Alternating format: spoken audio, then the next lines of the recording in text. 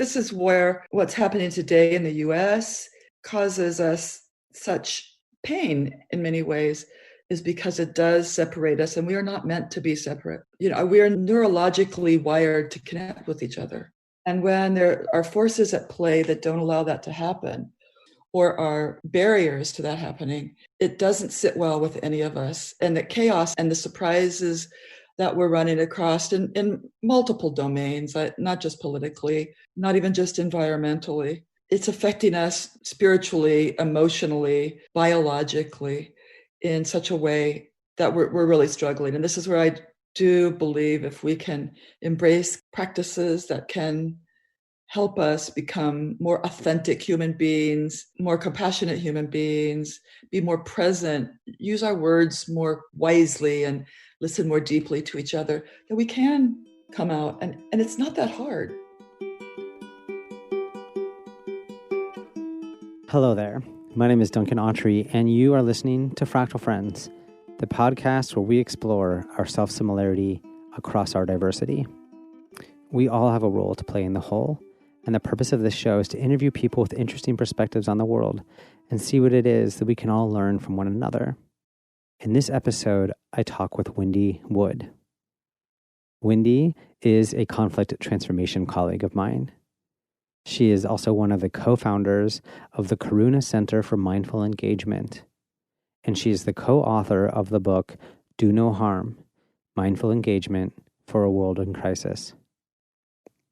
Wendy's work has brought her to participate in reconciliation processes in Rwanda and work with communities and organizations throughout the United States. Wendy and I are part of the Democracy, Politics, and Conflict Engagement Initiative of Mediators Beyond Borders. Also known as the DPACE Initiative, we are dedicated to bringing conflict engagement skills to political organizations and social change movements. In this conversation, we talk about how compassion works in two directions, healing both ourselves and others, and how great this is because it complements the fact that harm also works in two directions, affecting both ourselves and others. We talk about Wendy's work to promote mindful and trauma-informed approaches to addressing conflict and in all of the things we do. And we talk about the huge challenge that we face in the United States and the world. And we celebrate the fact that we have a solution to all those challenges if we choose to use them. We've got this, y'all.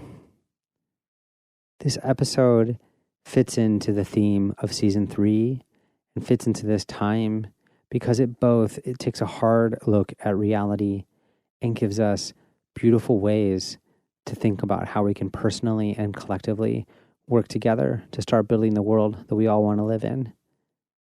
Thank you so much for listening to Fractal Friends. If you enjoy this show, please share it with someone. And come visit fractalfriends.us, where you can get more information about Wendy and all the things we discuss in this episode.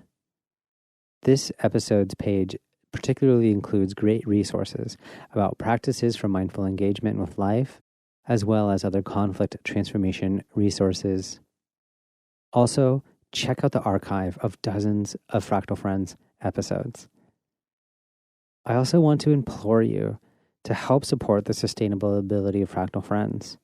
You can do that by either making a donation or becoming a patron of Fractal Friends. You can make donations on the episode page at fractalfriends.us. And as you know, I am dedicated to helping the world improve its capacity to communicate across our differences. Do you know political and social change organizations that want to have even more impact and engage with conflict with even better capacity and skill? You can learn more about my work with Wendy and the Democracy, Politics, and Conflict Engagement Initiative at dpaceinitiative.org. That's DPACE initiative.org. Now let's go ahead and get on with the show. This episode was recorded in September of the year 2020. Please enjoy this conversation with Wendy Wood.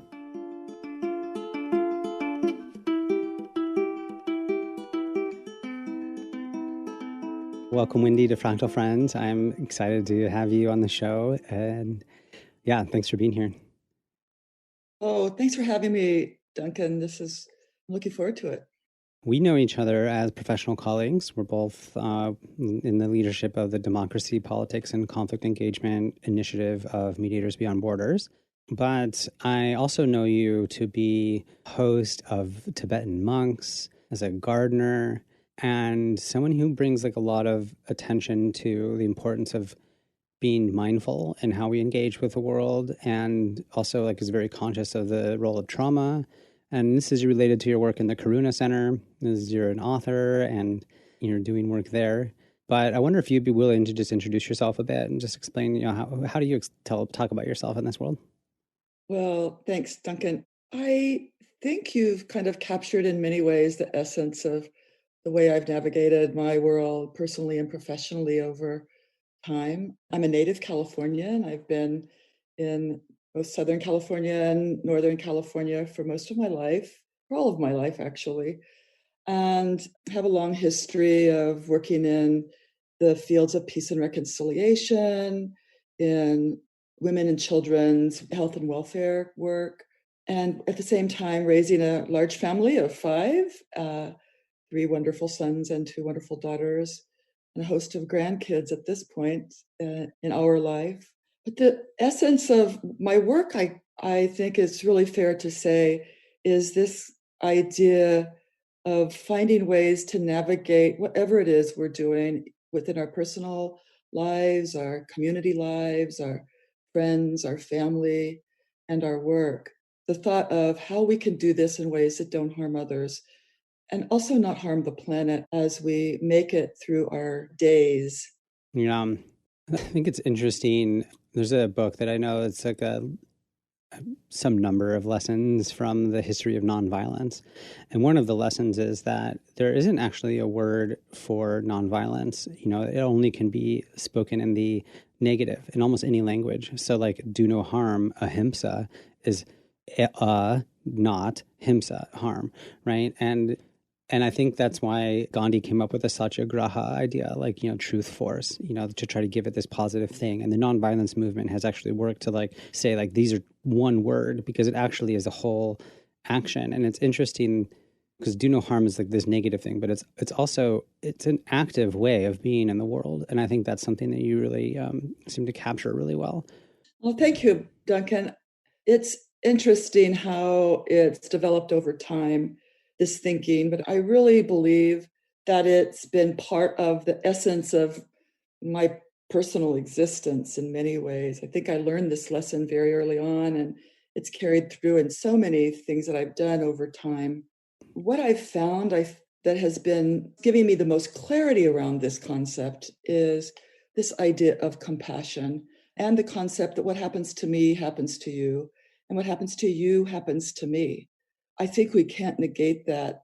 It's not just a concept that rests in social thinking and community and the way we interact with each other, but it's also become clear from science that that's a fact. That's the way that we as human beings and as nature intersect with each other. We can't separate ourselves from others. We can't separate ourselves from the planet.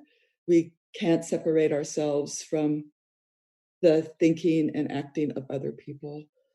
So really this concept of compassion has driven a lot of my thinking and at least my practice and my actions. Yeah. There's a couple of things I want to like pull out of that. One is I think it's really important, this piece of recognizing that this is like a two-way thing, that if I harm another person in a certain way, I am taking on that harm because I'm a human who cares. And sometimes I think about how harm or trauma or karma even, like has this like perfect accounting, that if I hurt someone, like that person will obviously need to go through some healing experience, but I am going to also have to do some sort of internal healing, in order to do that. And if not, I'll just pass it on to someone else. And, and that's one of the real challenges of like harm and trauma, is that we just echoes out and echoes out. It does, Duncan, and it can and does move itself from generation to generation. Mm-hmm. You look at us as human beings and you look at the planet, the harm that we cause each other moves from one generation to the next generation, and we can see it. In many ways, it's easier to see it when we look at the planet itself and we look at the earth and what we've been doing and what we continue to do, Mm-hmm. where trauma is not as visible. Yeah. Really fascinating concept, yet they are interlinked in so many ways. Well, so I want to talk a little bit more about compassion in the way that it can like move in different ways. And I think that this like comment about this generational trauma and the environment and so forth is like really important. I think a lot about how we know that people who have been harmed generations past and carry that trauma forward. And as we were just talking about, like those, who perpetuate harm also then carry that forward as well. And so we're having this moment, at least in our country, where we're like dealing, for example, with the legacy of slavery, right? And as someone who is the descendant of slave holders, like I'm carrying stuff that I'm trying to figure out how to heal around, just as people who have been, were used as slaves, like their descendants are also dealing with that. And it's hard. Like it's hard to face this stuff. It's hard to face the harm we've done, and it's hard to face the harm we've received. But it seems like compassion has a big role there. And I'm curious if you'd be willing to unpack a little bit, like how you understand compassion and like what its role is in this process. Yeah, thanks for asking that, Duncan. And I think we often confuse compassion with other things like empathy and sympathy. We intertwine those words, which mean a lot. Our words, our language means a lot. And I think it's really important that we unpack, as you say, compassion, because at the essence of compassion is altruism, this acting in a way for the common good. But the essence of compassion, which is such a fascinating piece, and it really links back to this interconnectedness, is that in order for me to not harm others or the planet, I need to first understand my own suffering, my own pain, my own self, who I am, how I've become who I am today, in order for me to understand the suffering of others so that I can act in a way that doesn't harm. There's this thread that's very clear. So you can see how compassion plays a major role in us being able to live and work in ways that don't harm, to heal not just ourselves, but others, and to get a much clearer view and a wider view as to the reality of what we're faced with on a daily basis. I recently was a previous guest, I'm not sure if the episode will be out before or after yours, with Austin Willisey. And he was breaking down sympathy, empathy, and compassion. He was basically saying that sympathy is like, I'm feeling for you. Like empathy is I can feel the same thing in me. And compassion is this active process of not just feeling it, but then actually doing something about it. And I thought that was like a really interesting Take on. Yeah. Yeah. Yeah, absolutely. It's extremely active. Thus, the essence of it is altruism, acting in ways that are for the common good.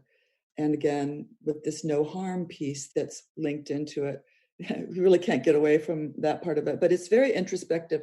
It's really a way of changing our minds and changing our minds without regret when we develop this much deeper understanding. It's harder. It's much easier to be empathetic or sympathetic in some ways for most people. Compassion takes practice. It takes Mm-hmm. developing more insight and a willingness to do that. It's actually very liberating in its own way, I would say, because it allows us to really link back to this piece about my actions affect you and your actions affect me. Mm-hmm. If we want this to create happiness and nonviolence and joy and cohesion and goodness, we've got to do this together. We can't do this without each other. Wow. I'm just like having this like realization right now, like we're all connected, right? And so obviously we want to be doing like not harming others because that harm is going to come back at us. but also because we're all connected, if we can also be spreaders of joy and authentic expression and positive qualities, that also is going to ripple out and come back at us as well. And it's interesting, how we can just like pay so much attention to like just fixing the problems that we have in this world, like, just so many things that we want to stop. We want to stop racism, we want to stop polarization, we want to stop conflict, like whatever. But actually what we really want is to create like a co-generative flow of joy and happiness and kindness and such. Right. We all want happiness, Duncan. Everyone. Without a doubt. And we just go about doing it in much different ways. And I think this is where what's happening today in the US causes us such pain in many ways, is because it does separate us, and we are not meant to be separate. Mm-hmm. We are, we are neurologically wired to connect with each other. Yeah.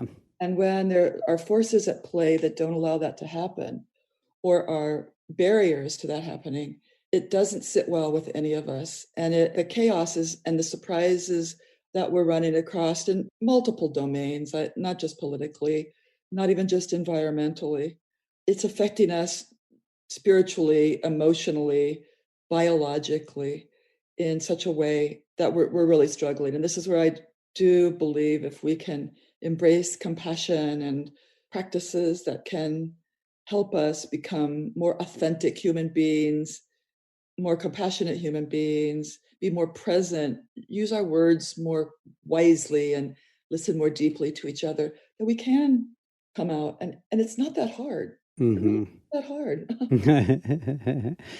So I was poking around in your book, that kind of a new edition of what you and Thais had created. And one of the things you talk about is responsibility. And I would just recently was kind of doing a deep dive into responsibility because in my work with Spoken Wheel, we're putting together a training program on building trust in teams, especially in like a virtual environment. And so we're talking about building trust, and responsibility is like one of the things.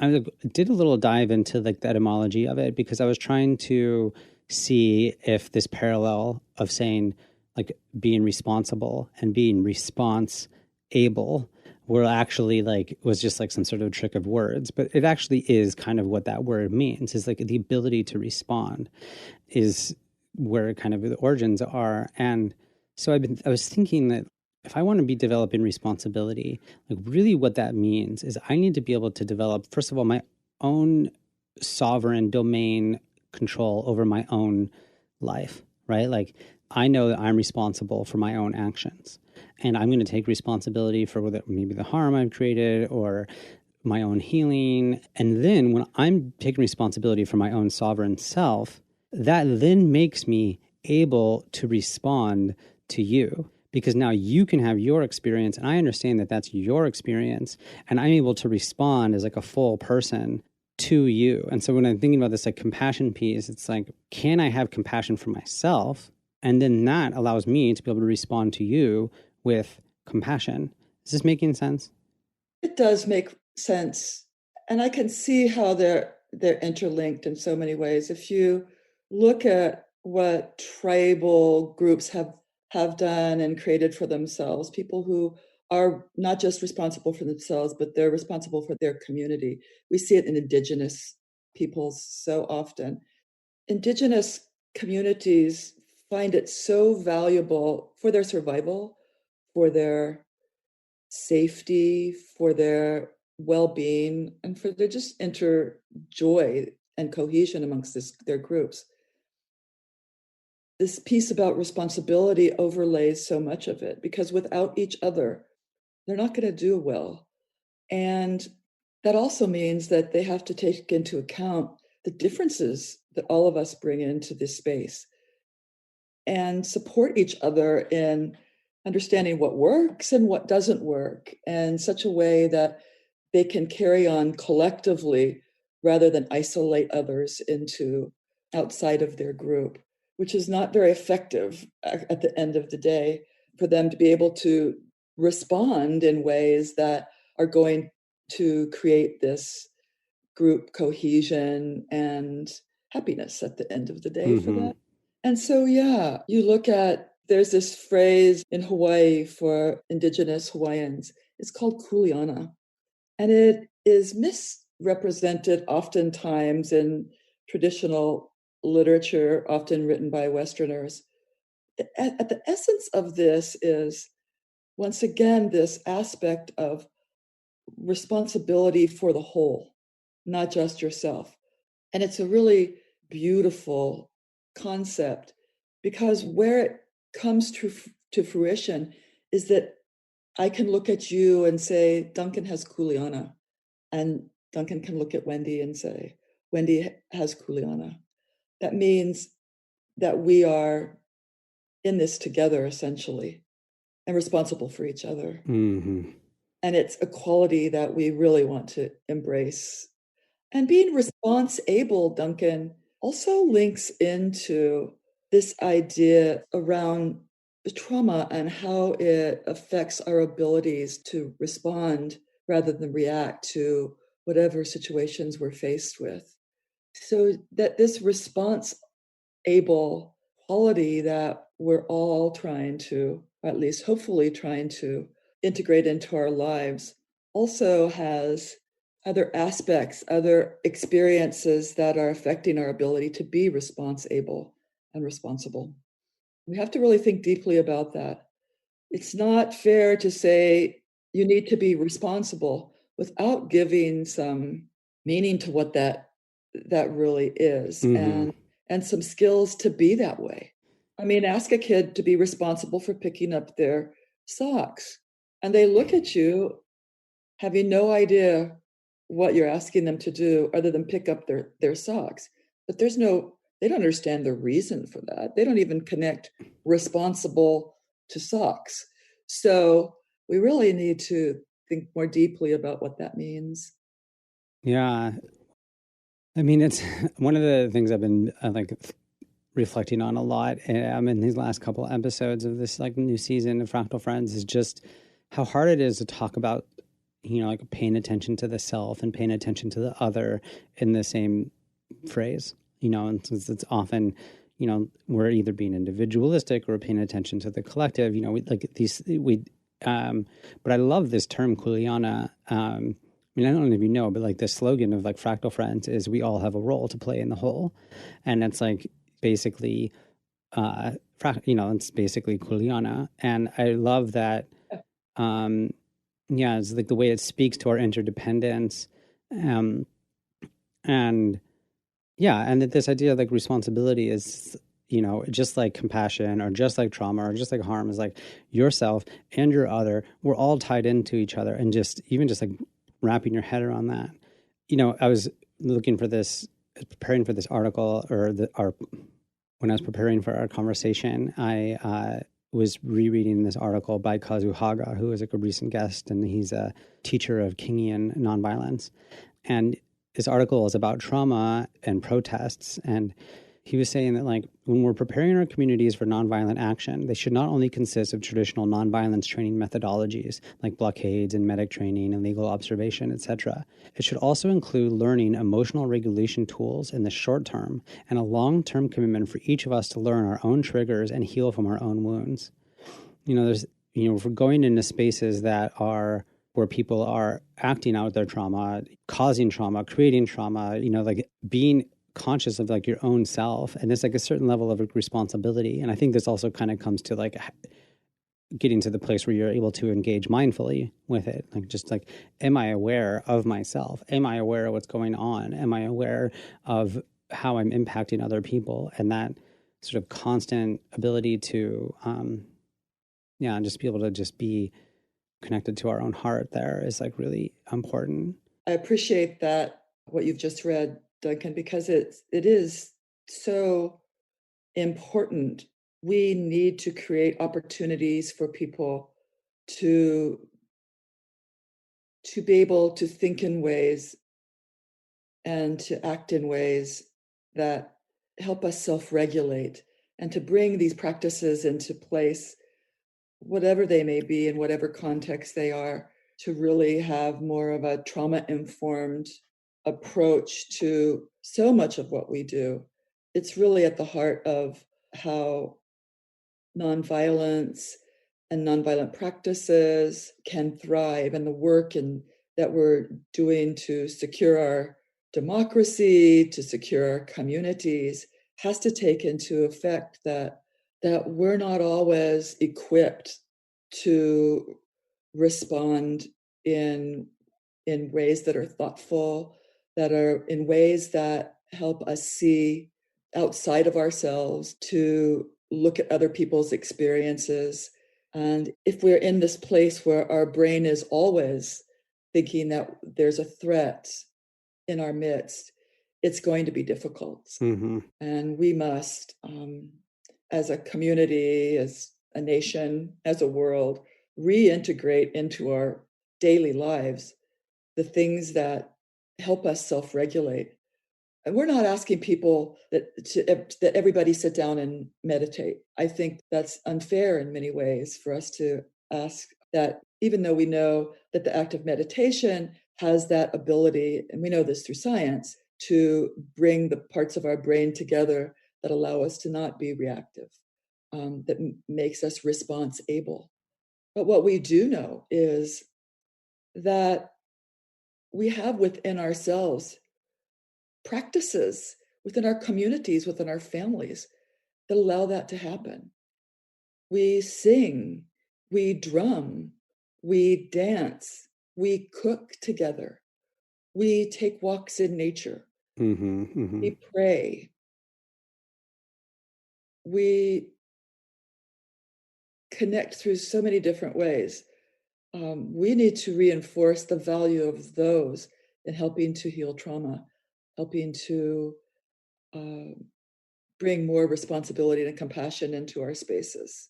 Yeah, I really appreciate just like just pointing out that, like obviously like meditation is a, great practice and, confirmed thousands of times over, but that we already know the practices to do this, the just like sharing experiences, breaking bread with one another, taking that pause, handing things over to some sort of higher power. There's all sorts of different ways that we do that. Can I give you an example that Yeah, I was just going to ask that. Yeah.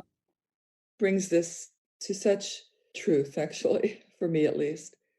A couple of years back, I was asked to work with 12 South Sudanese pastors who were needing respite, as you can imagine. These are religious people, men and women alike, who are working in the midst of refugee camps, in the midst of war, in the midst of communities who are torn apart by the violence in South Sudan. So they were invited by the World Missions Council to come to Scotland, a place of great peace and calmness in the midst of winter, to be with their hosts and some of us who were going to talk more about trauma and bring some more, not just knowledge, but opportunities for them to understand it in a different way.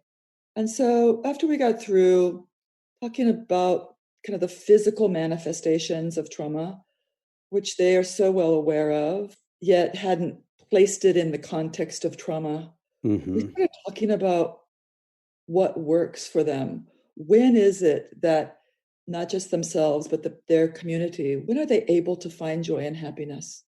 And they, one at a time, they got up and started dancing.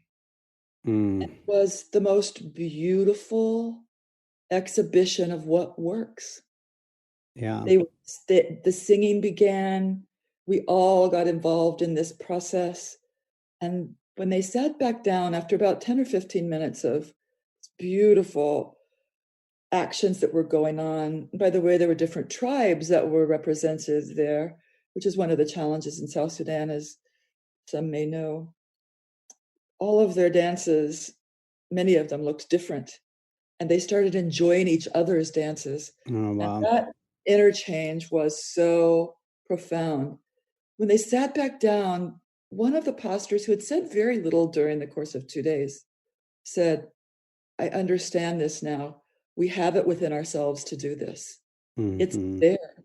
We simply need to not just find the opportunities, but to nurture them and encourage them in so many ways that we don't. And it was just extraordinary to watch that happen. So it's there, Duncan. It truly is. It's within all of us. And when we stop being connected in the ways that we know that works, it's kept us sane in so many ways. It's hard, and I think and we could talk about this in 2 or 3 other hour segments, but I mean, I'm tempted to. I just love that example so much. I mean, not only just like the beauty of these people, sharing their dances with each other in the Scotland winter, and I mean, just like the image is so great. But that I love the idea of them seeing each other in these dances and and just like, wow, I've never seen that dance before, but we have a dance too, and just like that.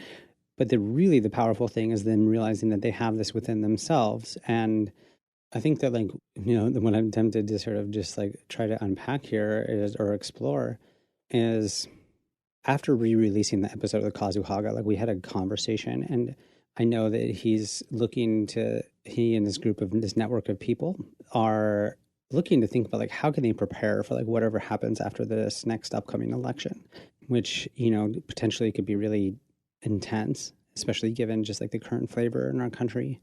And he's like wondering like what would nonviolent direct action look like that is actively contributing to our healing as opposed to just like trying to, shut shit down, and I just like them picturing like this dancing, just like I just picture just like a video of like people like blocking a highway at just dancing and just singing, and just like how the image of this could just be like just very moving for people. Like, wow, I like can see that. I can see this in these people, and I can see that they are actually trying to like bring attention to something that's really positive. And just, I don't know, just somehow just really noticing just the power of, can we make sure that like our change work we're trying to do in this world, or especially when we're facing just horrors, whether it's war or genocide or, or just racism or just whatever the horrors we're facing, like, can we not only try to transform that by trying to stop it, but also try to transform it by just creating beauty? I think we need to help trade places too. Tell me more.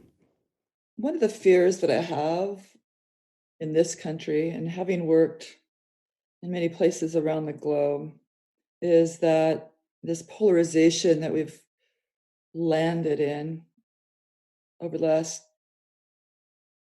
250 some odd years has gotten us into a place where we've forgotten what it is that allows us to heal, I guess, and to navigate our lives in ways that are less violent. And I mean, it shows up in so many places in the US, and that we don't even dare go down that road. But we failed to talk to each other and know what's happening over there.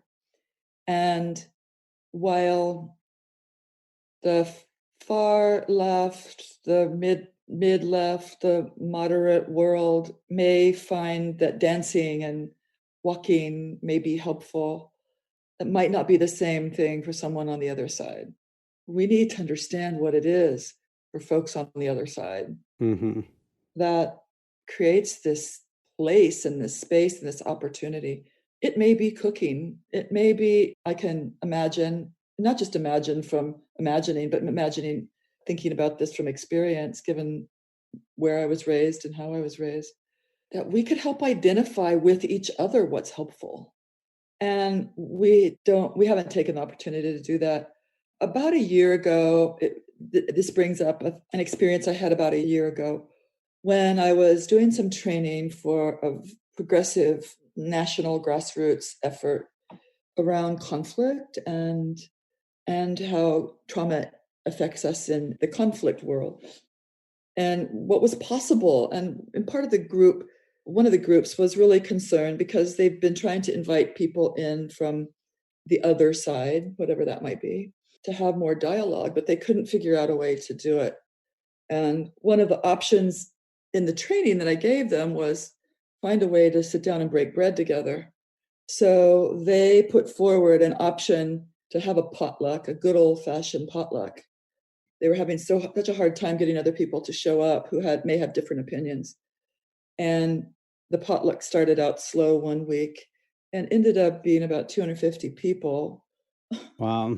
Over a matter of about 6 weeks from many sides of the spectrum. And it was a very important way for them to start having those conversations.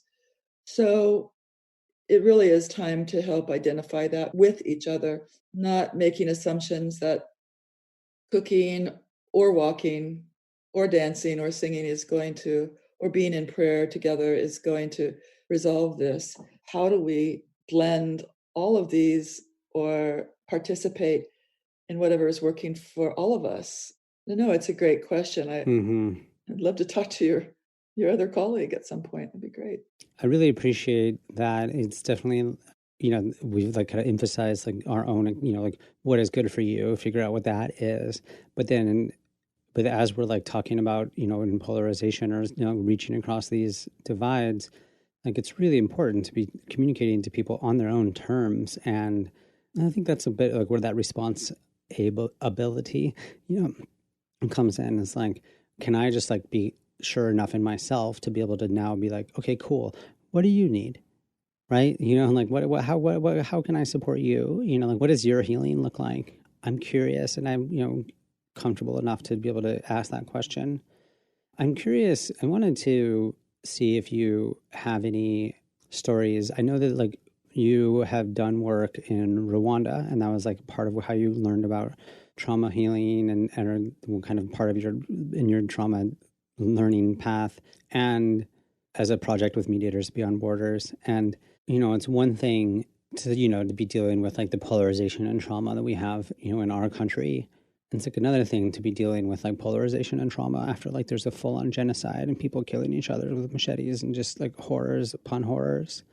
And they've done a huge amount of work there on like reconciliation and restoration. I know like one of the projects that I heard is that if a community wants to get funding from the government, they have to get people from both sides of that conflict to like build something together. They can like get funding to build like the new community center or whatever, but they have to like work with each other to do something so they can co-create stuff. And I'm curious if you have any examples or thoughts that sort of tie into all this of just like seeing people communicating across that level of division and hurt. Oh yeah, I do.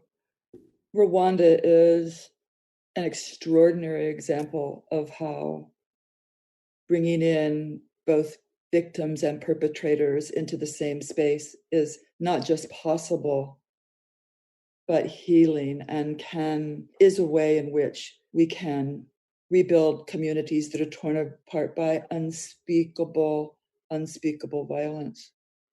I think what was so clear to me when I was working in Rwanda, and this was at a time where perpetrators of the Rwandan genocide were coming back into and being reintegrated back into community. So you can imagine the challenges that was bringing to their world. Yeah. I think what was so telling and so instructional and so profoundly impactful for me personally was that you could see that they had the foundations and the frame, the structure, all that already existed within their tribal nature, the tools to be able to do this and do it well. Which is one of the fears that I have in a country such as the US, quite honestly. But back to Rwanda. Rwandese and many Africans, in my experience, are deeply somatic people. They understand their bodies, I think, and how their bodies respond to things in a very profound way. So when they were being introduced to trauma healing methodologies, especially those that had somatic experiences associated with them, they were able to grapple that in a very effective way.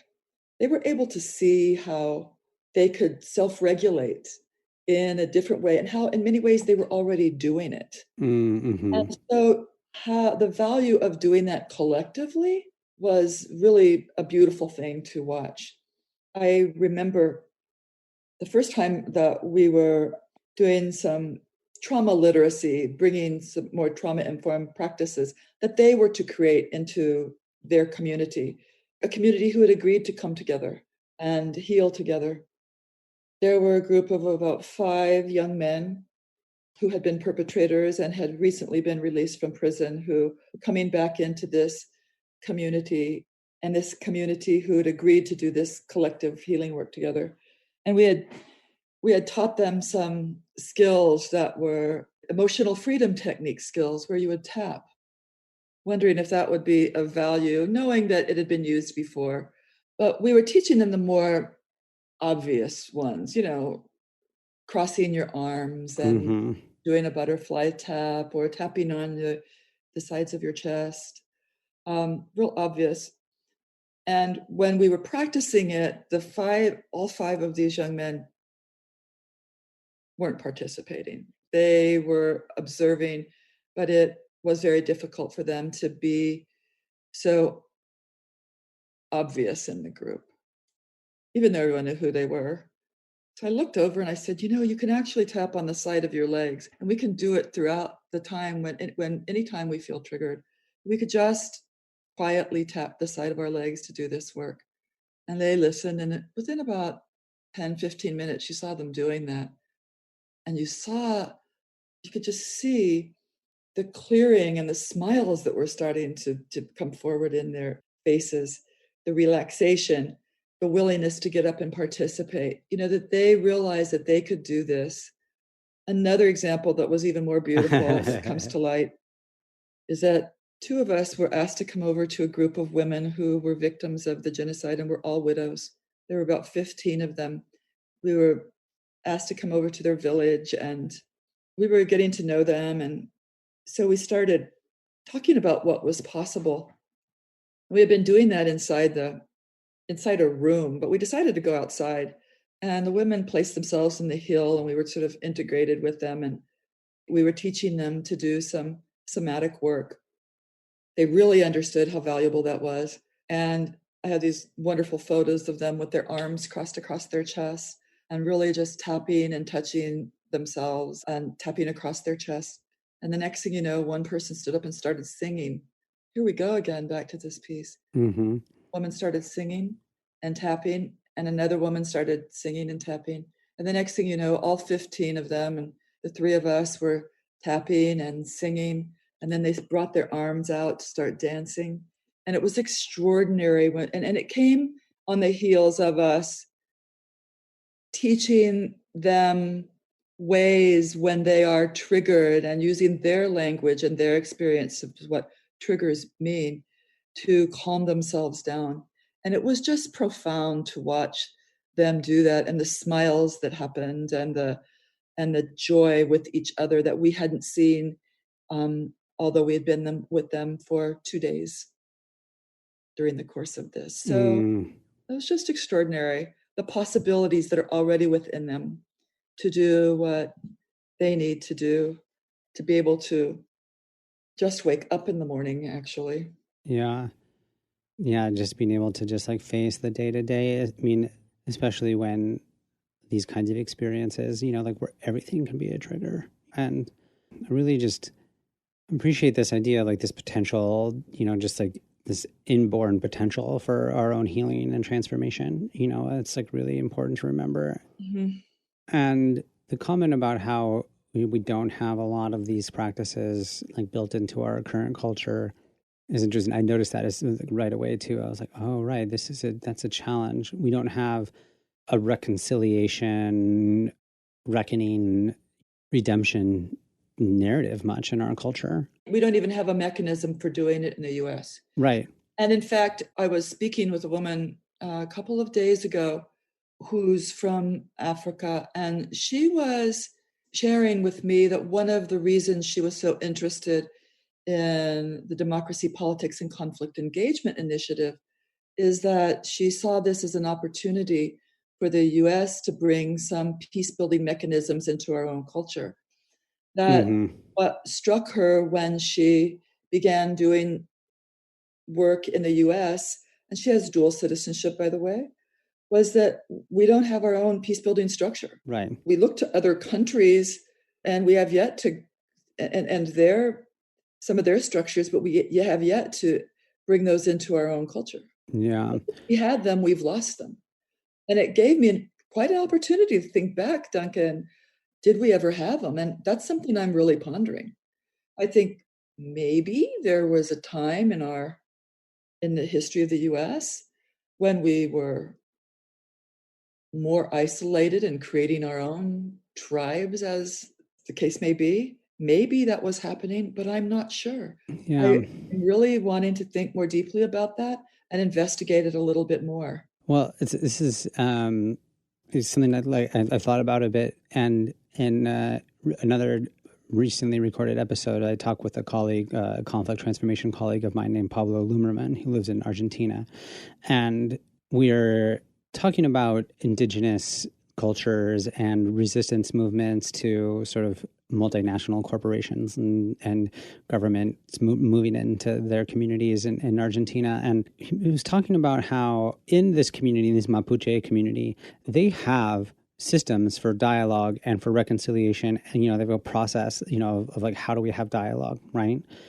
And then the Western or European, cultures, like what they're bringing in is like, we have courts and paperwork and treaties, contracts, and all these things. And we were talking about how there's a certain way, like that there's a cultural colonization that sort of came out of European culture that sort of, as it extended itself around the world, of this is how we're going to resolve things. We have a bunch of laws and we have structures and we have systems and we have judges and authorities and police. And, they're going to be the ones that are going to like resolve the problems. But that process for dialogue, still is existing within this Mapuche community. And I think that if we go back to any of our indigenous roots, like I've talked about before, that I imagine going back to my Scottish roots, and I have to maybe go back 1,500, maybe even 2,000 years before I get to a place where my ancestors are in tune with the environment. And my guess is that they had amazing dialogue circle processes back when they were like clans and tribes and bands, roaming around, the Scottish Highlands or something. And that got part of like that, whatever the colonization, whatever the powerful forces, I think it was like the Romans initially, that came and just like, were like, no, you're not going to do this anymore. And then that controlled culture, expanded around the world. Part of what it did was wipe out this culture. And so what's interesting is that, our work in the world of mediation and conflict transformation, like we are in a way revitalizing these ancient practices of dialogue and reconciliation that in a way are existing still in like some like more traditional indigenous cultures. And because I don't think there isn't really a place to go back to in the U.S. culture. I mean, it's not like we're already this mixture of all these different cultures. Everyone can go back to their own roots, but eventually we'll find something similar. And so I really appreciate this comment from this person you were talking to, that, I'll just say a little bit about the DPACE initiative. So DPACE is short for Democracy, Politics, and Conflict Engagement. And our goal with this project is to be bringing conflict literacy to people who are working on political and social change issues, like groups and organizations, movements. And when we talk about conflict literacy, it's about understanding our interdependence and recognizing that there are tools for people to communicate across their differences that already exist. But I really appreciate that idea of just like we're trying to figure out how to bring that culture back alive into this modern era. And, I was just talking to someone last night about, like whether or not we're going to be able to pull this one off, like politically. And I'm like, well, we already have the tools. We totally can get through this situation and figure out how to all work together across our differences. It's totally within our capacity. Now, whether or not we're going to actually do it is another question. I think we really have to look at the motivation around it. And, it's of grave concern to me, Duncan. And it's funny you mentioned Scotland because I too am from Scottish roots. My ancestors on both sides of my family came to the US before as not as colonizers, but as people who were brought to the US to work during the British rule initially. My ancestors fought in the Revolutionary War against the Crown. My ancestors fought in the Civil War, some for the North and some for the South. So there are deep roots there. And I'm curious if I'm pretty sure they had already lost that ability from our Scottish roots because of colonization from the West that had broken that apart for them.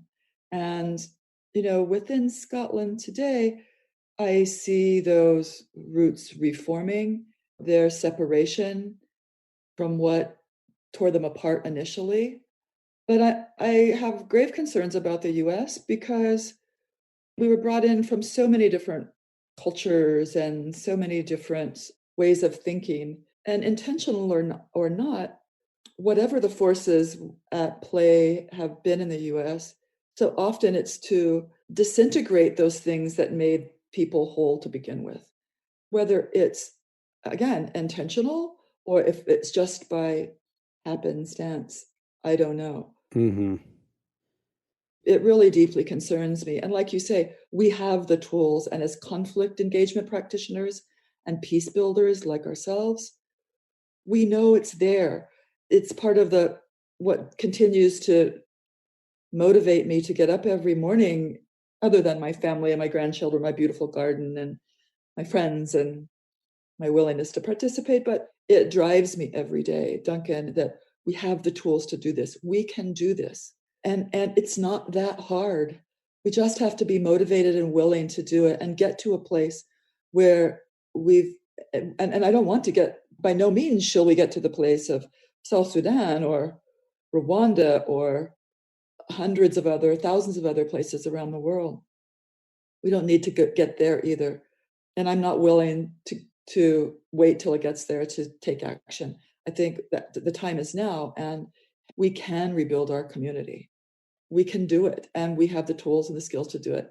And DPACE and the work there and these efforts that we've been putting so much time and commitment into, DPACE is just one example of how we can take the foundations, which are so filled with promise and hope and transformation, the foundations in social movements across all political spectrums, and help them do their work in a better way and work that doesn't harm themselves. So many social movements and political organizations eat their young, as we say, and it's not helpful. Those who thrive actually come together as a community with the same motivations and the same willingness and the same leadership and the same values and belief systems. And we can do that. And then we can understand we have similar belief systems and values, that we can agree to disagree, but we can also function.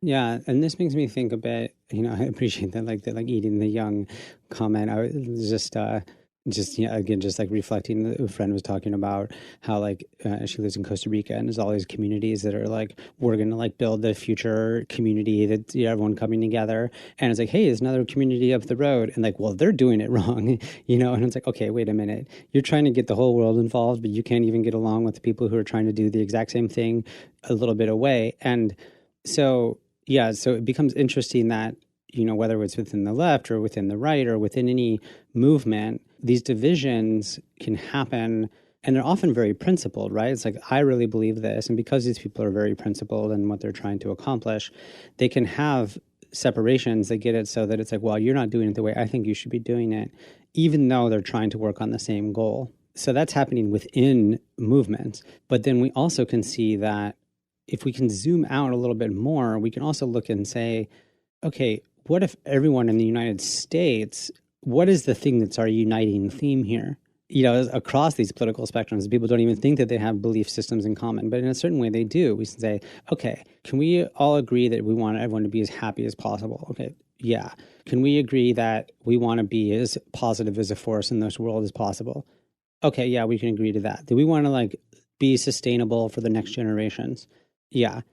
Okay, well, that's enough of an agreement that we can all agree on, you know? And so it's interesting when we think about like what are our common threads and what are the things that we have in common, and then what are the things that are separate from us. We have to be more comfortable with talking across these differences, you know, like whether they're like really micro differences that are really principled and important, or whether or not they're huge differences about strategy and culture and history. And yeah, man, if there's any message I could get out to the world, we have the tools to do this, everyone. Like, we already are able to do this. Like, if you're having a challenging conversation, like, get a facilitator, get a mediator. Like, there's people out here who are ready to help. And I just like believe that, like, if we make it, you know, like as civilization, you know, because it feels like it's at that level sometimes, it's going to be because we recognize that painful conflict is a totally inadequate way of living in life. Like, we don't have to do that. Like, we can just do this so much better, and people just need to stop tolerating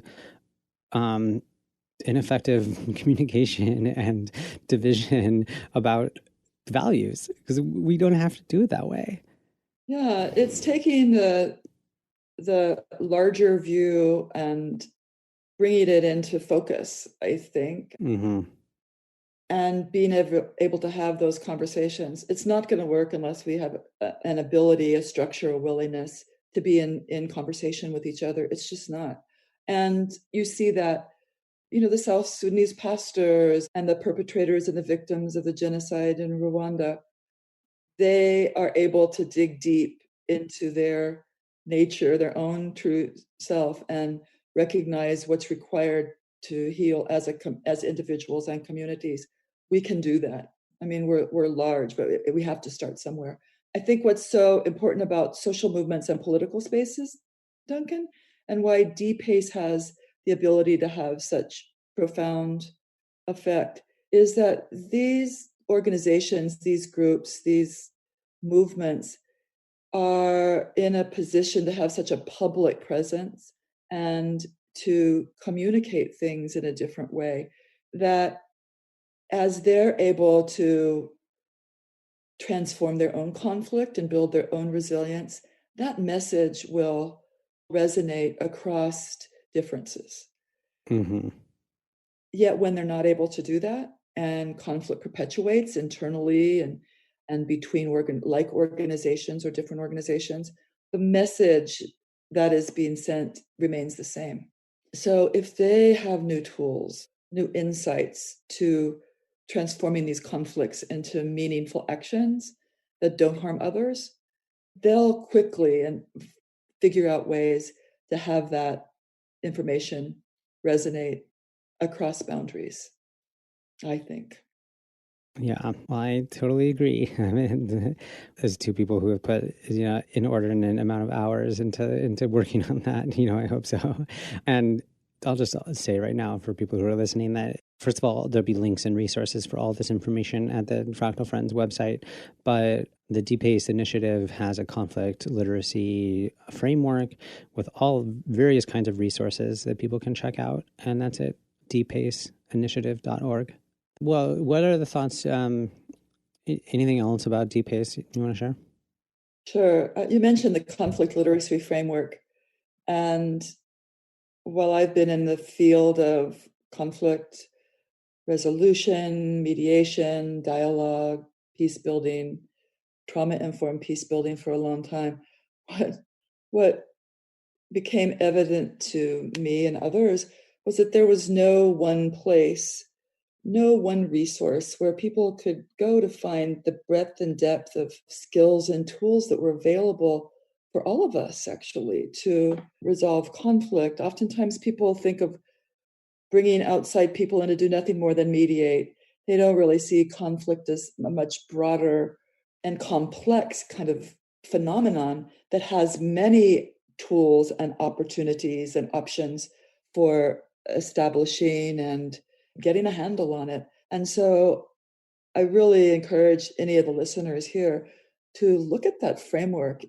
While it's in the context of grassroots organizations, social movements, communities working for social change, there are some really wonderful tips and tools and ways of thinking about conflict that I think have great value. And it really reminds me that this effort and planting these seeds of peace building within the US is so critical. If this is all we do with the Democracy, Politics, and Conflict Engagement Initiative, is to plant the seeds of peace building within the US, that will be good.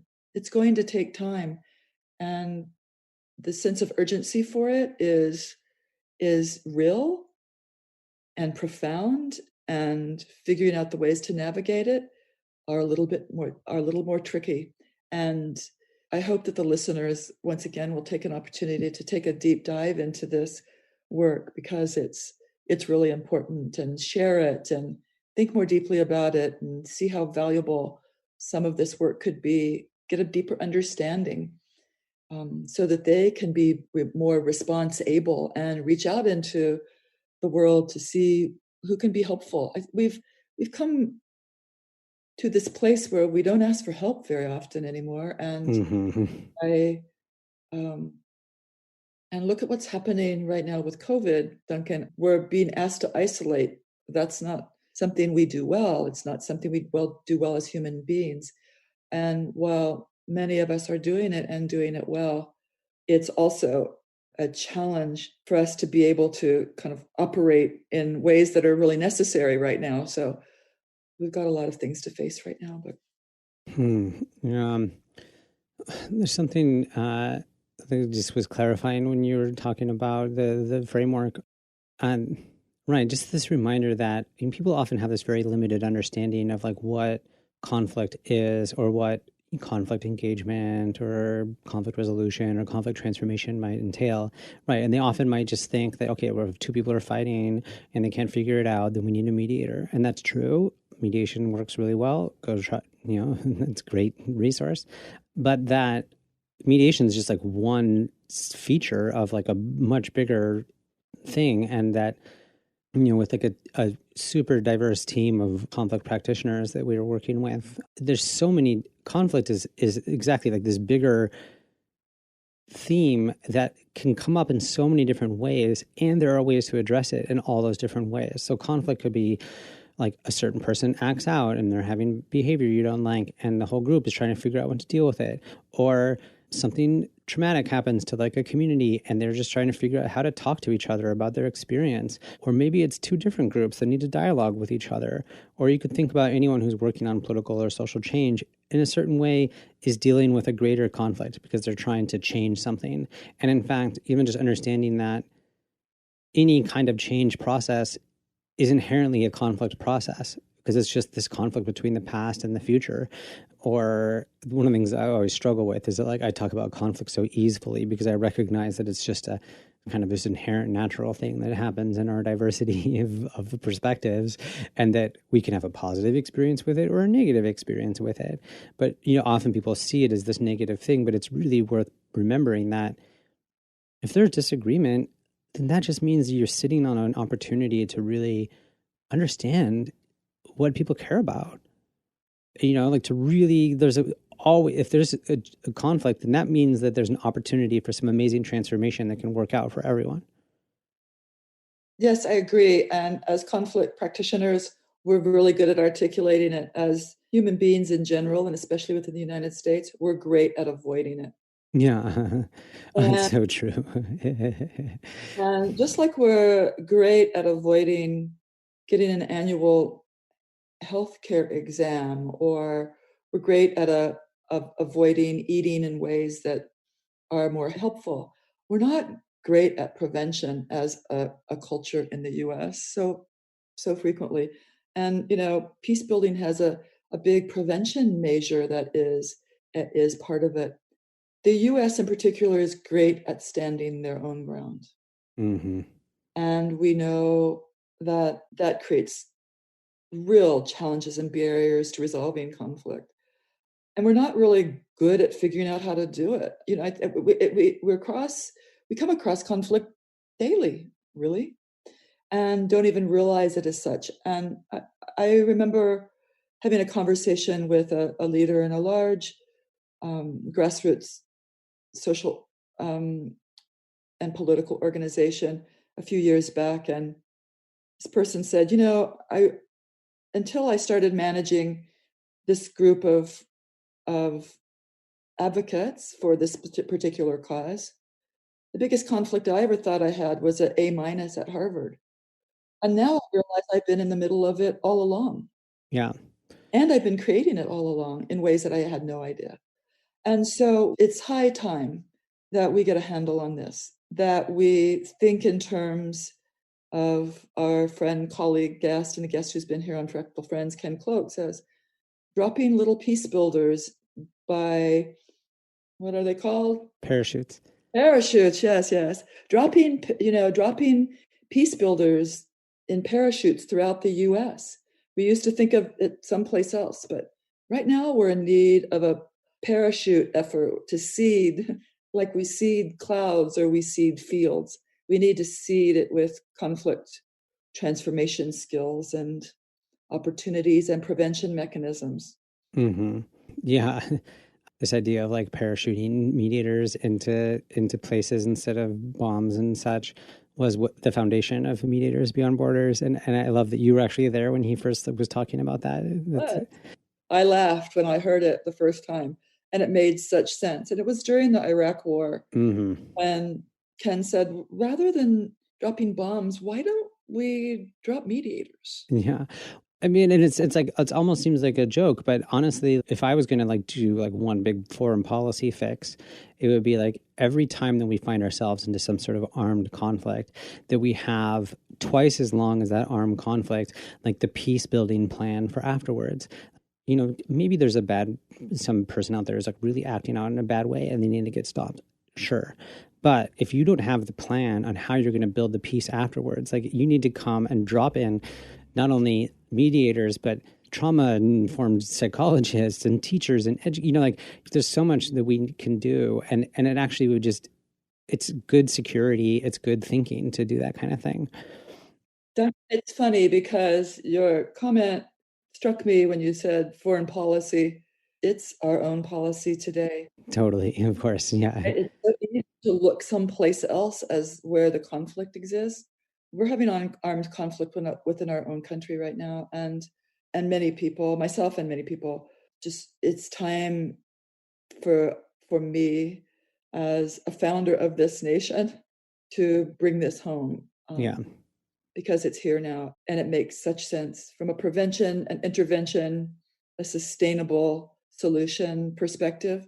We need to get charged and do this now. Yeah, no, I really appreciate that. Yeah. Yeah, no, thanks for bringing that home. And, you know, the thing that one of my like biggest core fears is that we don't really have any leadership that's thinking like this. I mean, set aside any presidential things, but just thinking about what it would be like to parachute these mediators into Congress, you know, and just like, wow, we're not really able to make effective decisions right now because we're not able to integrate our different perspectives. I have a question that I think is a good one here.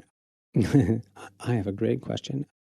So as a gardener, but also who's like, you know, playing with this metaphor of like seeds of peace, what lessons from gardening do you feel like you could bring into this planning, you know, sowing peace? I think back of the teachings of Thich Nhat Hanh, Zen Buddhist practitioner and international peace builder, pretty much every time I garden. And he was really very instrumental in coining the term seeds of peace, I believe. And what continues to arise for me when I'm gardening is the care I need to take in allowing my garden to thrive. Conditions change all the time. For an example, I live where there's a rough summer part of the time in the Sierra foothills of California. And in the last several years, we've been inundated with smoke. While the condition of managing my garden and our garden during this summer has taken on certain methods and tools and nurturing, the conditions change. And as the conditions change, I have to change with it. Mm-hmm. And my practices have to change with it. So that's been, as of late, one of the more profound thoughts that come to me as a gardener, and how that plays out in a lot of different ways. And I think I have to be patient with my garden, present for my garden. If I ignore it, it goes away, and it goes away quickly. I'm responsible for my garden. Mm-hmm. When I plant seeds and nurture them to a certain point, if I fail to water them, I've done harm not just to the plant, but to my salsa, which needed to be made, and out of these Mm-hmm. potatoes. Yeah, that's a great question. I appreciate you asking that, Duncan. And it really is part of my practice and how I take that out into the world. Yeah. No, thank you. Something that occurs to me also, as we've been having this theme of when we're helping people or supporting people, we know that they have the solutions inside themselves. And that's true, like in any kind of facilitation or mediation process, like we're just, like you guys know the answers to your own problems. We're just giving you a container to do it in. Or, like going to Rwanda and teaching them these like tapping methods, but just recognizing that they have their own somatic healing processes like already built into them. A garden also has that, right? You have no idea how to make the tomato plant grow tomatoes. All you can do is provide the conditions for it, and it does it on its own. It has its own built-in capacity to do those tomatoes. And there's a certain way of like having faith and letting go of just like, you know what, you do your own thing, and I'm just going to give you a nice little space to do it in. You try to force a plant to like bud or something like that. Like you're not going to be able to do it. I'm not going to be able to force a plant to bud. I can nurture it, though. Mm-hmm. I can feed it in a certain way, like parenting in so many ways, which I've done a lot of, and grandparenting. But, the potential's there. I just need to give it the conditions and the sustenance and the space and all of these things that we know are right in order for it to happen. Mm-hmm. And it doesn't take much for me to destroy it. Yeah. That's the tender part of our humanity and my garden. Yeah. And I just think that like, if you don't like the way someone's acting in the world, with the approach of like, I'm going to try to get them to sort of fit into like a certain way that I want them to be is like one thing. But what would it be like to approach another human like you would approach that tomato plant and say, look, I'm just going to give you the safe conditions to be able to be you. I trust that you have like that solution, that healing, that compassion, the humanity inside of you. And, whether that's a group or a person, I think that that's like really important to like, we're not going to be able to, when I think about forcing the bud, I definitely have had the experience of like, oh my God, that flower is like somehow not getting out of its thing. And you like try to remove the casing, but it's like, nope, that's gone. The flowers are goner now.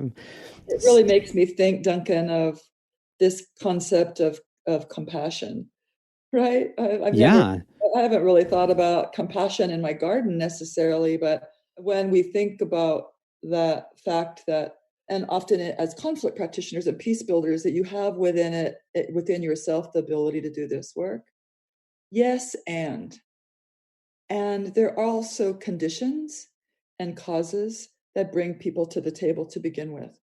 And we cannot ignore those. It's the idea that I need to understand my role in the garden and my role as a practitioner, a peace practitioner. And it's also really important that I understand the way in which they're coming into this space. Yeah. What has brought them here, what their experiences, life experiences have been that bring them to this place, and help them understand that, so that together we can act. And compassion is nothing without action. So yeah, together we can act, they can act. I'm loving this metaphor so much. Like, because another thing that makes me think about, like, like what are the conditions where they're coming from or how they're getting there? I mean, there's a huge barrier to doing effective conflict transformation work is getting people to actually engage in it. Like it's the number one challenge that we have is like getting people to like want to actually trust that they can talk to people who they disagree with. And you're thinking about like, what are the conditions you want to bring? So you're thinking like, how do I make this soil here be the right soil for this to come and to want to be here? And remembering now, there's like a much older episode with one of my friends, Abdullah Mujib Khan, and he's telling me about this like excerpt from, I think it's a piece from the Quran. If not, it's just like a piece of Islamic, poetry. It's about like you have to prepare the right soil for the thing to be able to grow in. And he was talking about like if you give me this a great cactus and I make this like wonderful humus filled rich soil compost, and I put the cactus in there, it's not actually going to like it. It wants to be in like a super drainable, sandy soil.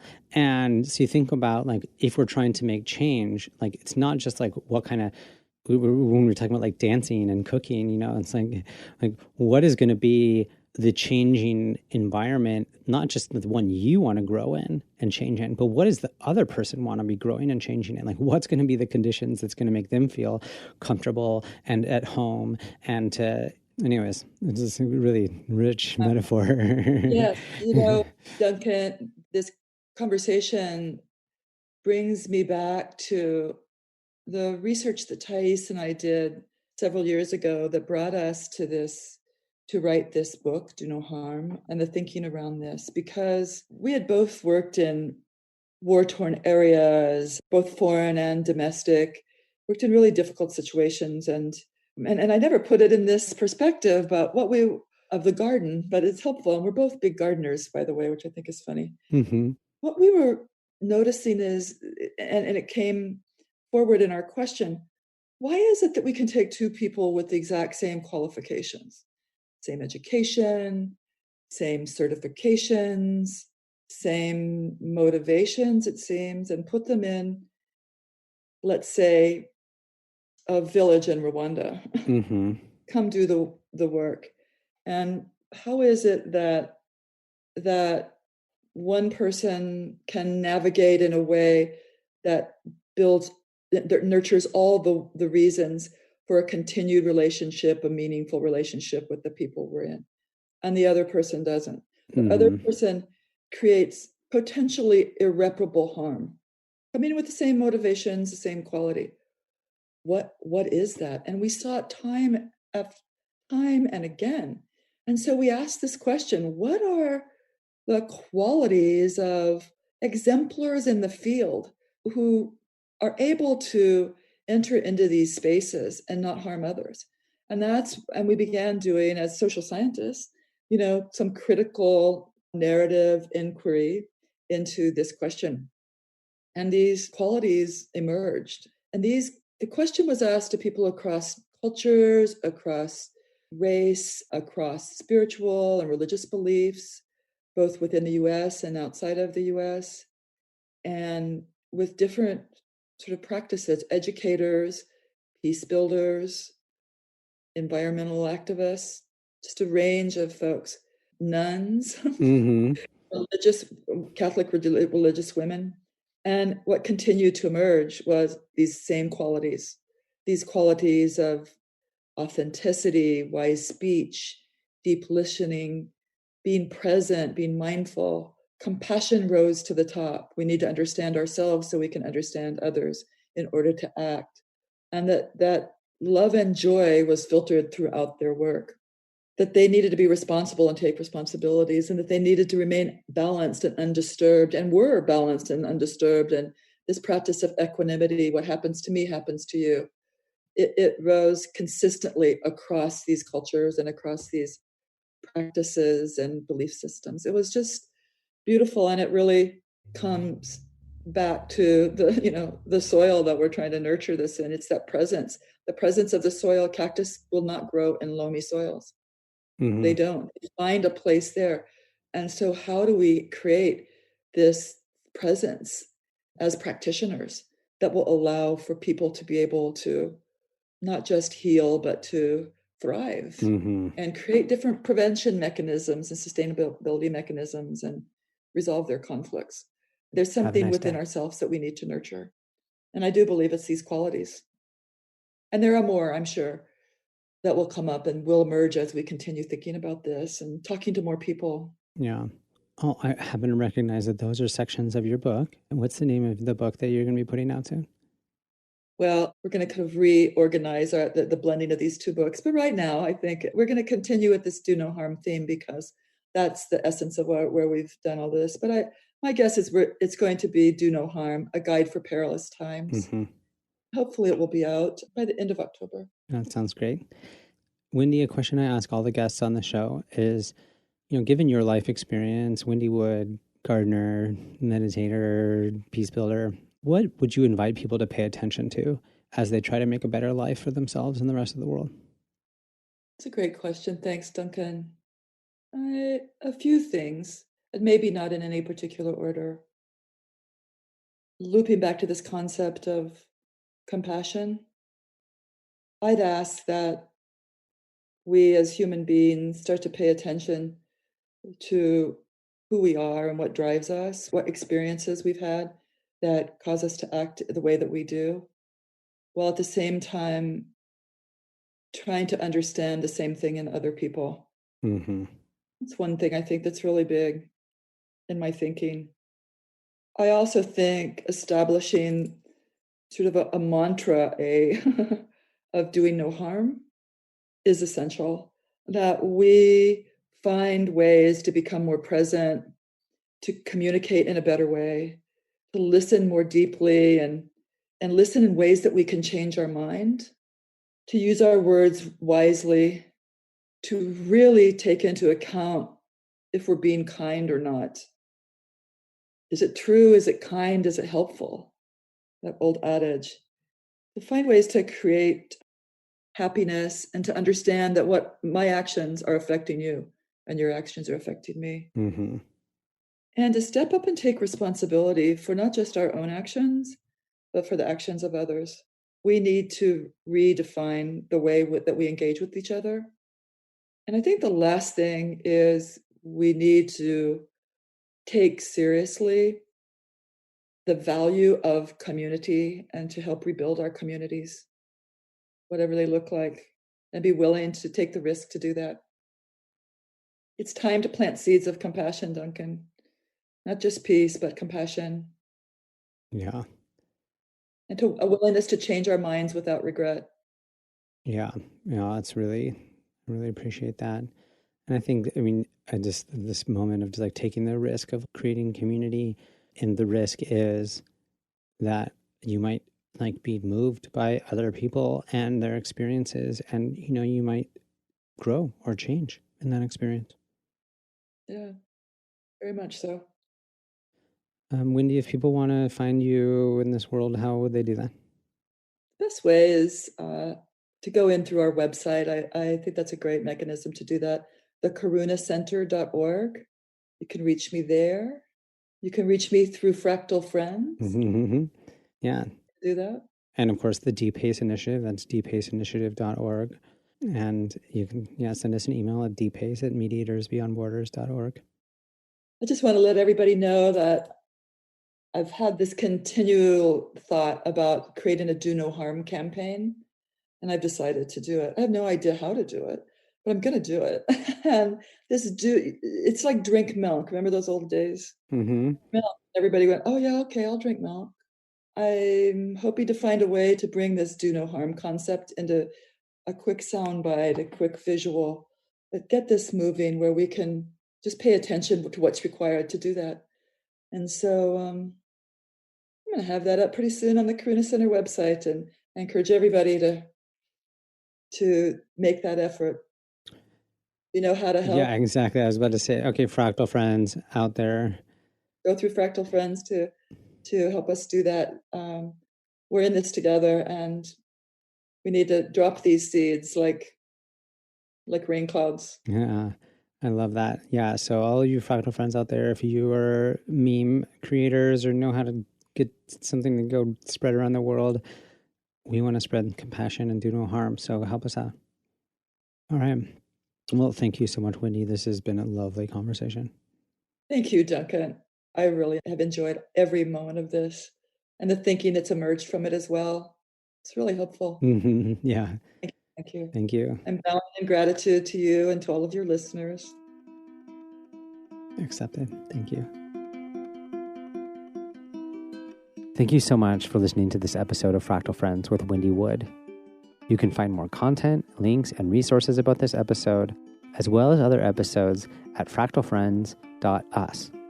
And while you're there, please consider making a donation to Fractal Friends. You can find buttons for that on the website. You can find out more about Wendy Wood at thekarunacenter.org. That's the Karuna, Karuna, center.org. And you can learn more about the DPACE Initiative at dpaceinitiative.org. If you like this episode, please take a moment to share it with someone. Text it to a friend, you can put it on Facebook, you can send an email to a bunch of people. I'm trying to do my part to amplify these voices, and I would love to have your support in spreading the word. And as usual, I'm going to close this out with a song. The song I want to share with you is the Tibetan Buddhist chant, Om Mani Padme Hum. This sacred mantra is ancient, and it is used in Tibetan Buddhism as a path to liberation. Mani Padme means jewel of the lotus. Om and Hum are sacred sounds. But when the 6 syllables are broken down, they contain a complete teaching within them. Om opens the mantra with an invitation of generosity. It's about the unification of imperfect human bodies and pure spirit. Mani speaks to the practice of ethics, Ma, and of tolerance and patience, Ni. Padme is about the wisdom that arises from perseverance, Pad, and concentration, Me. And Hum closes the mantra by celebrating the perfection that comes from the practice of wisdom. Thank you so much for listening to Fractal Friends. And remember, we all have a role to play in the whole. Have a great day.